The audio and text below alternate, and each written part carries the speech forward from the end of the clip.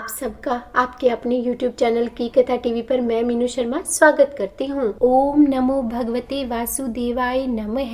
तो आज की इस वीडियो में हम सुनेंगे पापांकुशा एकादशी व्रत की कथा को और जानेंगे इस व्रत में किए जाने वाले सागार के बारे में। तो हो सके तो वीडियो को जरूर अंत तक देखिएगा। इस बार जो अश्विन माह के शुक्ल पक्ष की एकादशी यानी कि पापांकुशा एकादशी 25 अक्टूबर बुधवार को है। धर्म ग्रंथों की माने तो उनके अनुसार जो मनुष्य कठिन तपस्याओं के द्वारा फल प्राप्त करते हैं वही फल इस एकादशी पर क्षीर सागर में शीर्षनाग पर शयन करने वाले भगवान श्री विष्णु को नमस्कार करने से ही मिल जाता है और मनुष्य को यमलोक की यातनाएं नहीं भोगनी पड़ती। यह एकादशी व्रत करने वाले के मातृ पक्ष के 10 और पितृ पक्ष के 10 पितरों को विष्णु लोक लेकर जाती है। तो ऐसे में इस एकादशी का व्रत तो हर मनुष्य को एक बार तो अवश्य ही करना चाहिए और अगर व्रत ना भी कर पाए तो व्रत कथा तो अवश्य ही सुननी चाहिए। तो चलिए सुनते हैं इस पापांकुशा एकादशी व्रत कथा को। तो हो सके तो इस कथा को अंत तक सुनिएगा। और हाँ, वैसे भी मान्यता है कि किसी भी व्रत कथा को बीच में नहीं छोड़ना चाहिए और कमेंट बॉक्स में भगवान विष्णु की जय जरूर लिख दीजिएगा।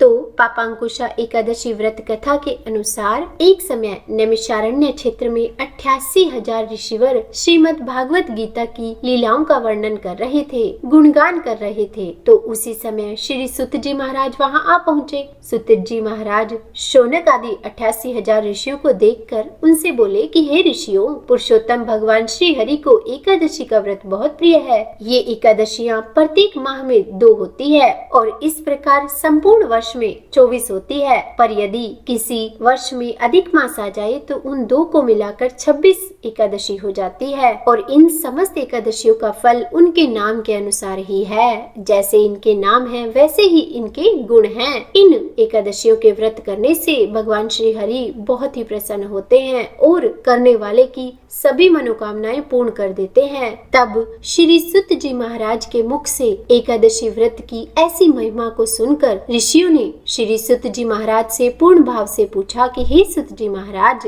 अब आप कृपया करके हमें इन समस्त एकादशियों के व्रत की विधि और उनके फल के बारे में बताइए। तब श्री सुत जी महाराज बोले कि हे ऋषिवरों, मैं आपके सम्मुख सभी व्रतों के महात्म्य का वर्णन करूंगा और जिसमें मैं आपको आज अश्विन माह के शुक्ल पक्ष की आने वाली एकादशी यानी कि पापांकुशा एकादशी व्रत के महात्म्य का वर्णन करूंगा, जिसे योगीराज भगवान श्री कृष्ण ने स्वयं अपने मुख से पांडवों को कहा था। और फिर श्री सुत जी महाराज बोले कि हे ऋषिवरों, एक दिन युधिष्ठिर जी भगवान श्री कृष्ण से बोले कि हे भगवान, अश्विन माह के शुक्ल पक्ष में आने वाली एकादशी का क्या नाम है, इसका क्या महत्व है, यह कृपा करके मुझसे कहिए। तब श्री कृष्ण भगवान बोले कि हे राजेंद्र, इस एकादशी का महात्म्य मैं तुझसे कहता हूँ, उसे सुनो। यह पापों को दूर करने वाली एकादशी पापांकुशा एकादशी के नाम से प्रसिद्ध है। इसमें मनुष्य को भगवान श्री विष्णु के पद्मनाभ रूप की पूजा करनी चाहिए। इंद्रियों को वश में करके बहुत समय तक तपस्या करने से जो फल मिलता है वह फल गरुड़ ध्वज भगवान को इस दिन इस एकादशी पर सिर्फ नमस्कार करने से ही मिल जाता है।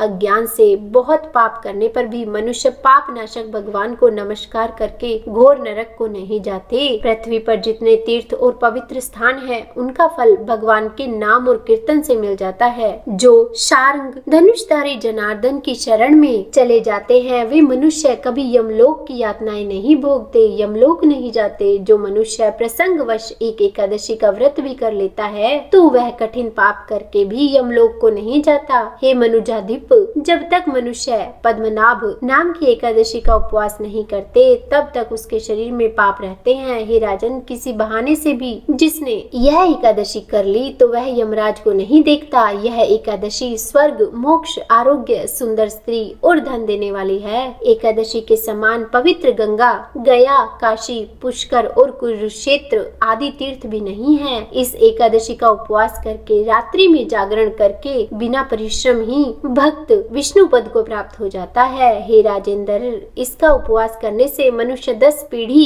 माता की और 10 पीढ़ी पितृकुल की और 10 पीढ़ी स्त्री के कुल का उद्धार कर देता है। वे मनुष्य दिव्य शरीर और 4 भुजा धारण करके माला और पीताम्बर पहनकर गरुड़ पर बैठकर स्वर्ग को जाते हैं। हे नृपोत्तम, बालकपन, बुढ़ापा अथवा युवावस्था में इसका व्रत करके पापी आदमी भी दुर्गति को प्राप्त नहीं होता। अश्विन शुक्ल पक्ष में पापांकुशा का उपवास करके मनुष्य सब पापों से छूटकर विष्णु लोक को चला जाता है। गरीब मनुष्य को भी शक्ति के अनुसार स्नान, दान आदि क्रिया करके सदाचार से रहकर अपना समय व्यतीत करना चाहिए। तालाब, बगीचा, मंदिर का निर्माण, यज्ञ आदि शुभ कर्म करने वाले धीर पुरुष यमलोक के दुख को नहीं देखते। ऐसे पुण्य करने वाले मनुष्य संसार में दीर्घायु, धनाढ्य, कुलीन और निरोगी दिखाई देते हैं। और अब मैं तुम्हें इसकी एक कथा सुनाता हूँ। प्राचीन समय में विंध्याचल पर्वत पर क्रोधन नामक एक बहेलिया रहता था। वह बड़ा ही क्रूर और हिंसक था। उसका सारा जीवन हिंसा, लूटपाट, मद्यपान और गलत संगति में ही बीता था। एक दिन अचानक वह जंगल में तपस्या करते हुए अंगिरा ऋषि से मिला। उसने तब अंगिरा ऋषि से कहा कि मेरा कर्म बहेलिये का है, इसी कारण मुझे न जाने कितने ही निरीह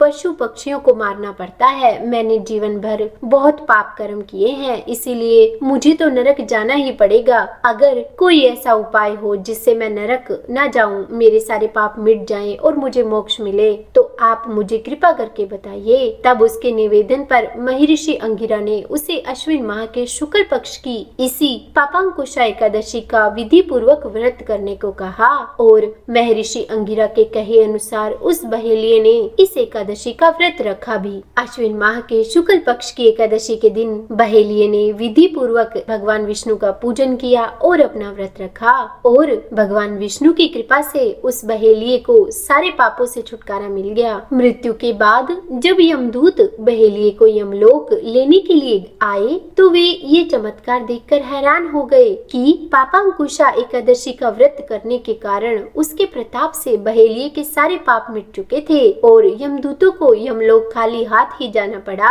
और बहेलिया भगवान विष्णु की कृपा से बैकुंठ लोक गया। तो बोलिए विष्णु भगवान की जय। हे भगवान, अगर इस कथा को कहने, सुनने या हुकारा भरने में हमसे कोई गलती हो गई हो तो हमें क्षमा कीजिएगा। और अब जान लेते हैं इस व्रत में किए जाने वाले सागार के बारे में, क्योंकि एकादशी के व्रत में सागार का बहुत अधिक महत्व है। कहते हैं कि यदि आपसे केवल उस विशेष सागार को लेके व्रत करना कठिन हो तो पहले ग्रास में उस सागार को अवश्य लेना चाहिए और उसके बाद अन्य कोई सागार या फलाहार करना चाहिए। तो इस अश्विन माह के शुक्ल पक्ष की एकादशी यानी कि पापांकुशा एकादशी के व्रत में फुटकारी का फलाहार किया जाता है और कहीं कहीं सावा का फलाहार भी बताया गया है। तो उम्मीद है वीडियो में दी जानकारी आपको पसंद आई होगी। अगर वीडियो अच्छी लगी हो तो लाइक एंड शेयर करें और अगर आप मेरे चैनल पर नए हैं तो सब्सक्राइब भी कर दीजिएगा और बेल आइकन को प्रेस करना मत भूलिएगा ताकि समय समय पर अपलोड होने वाली वीडियोस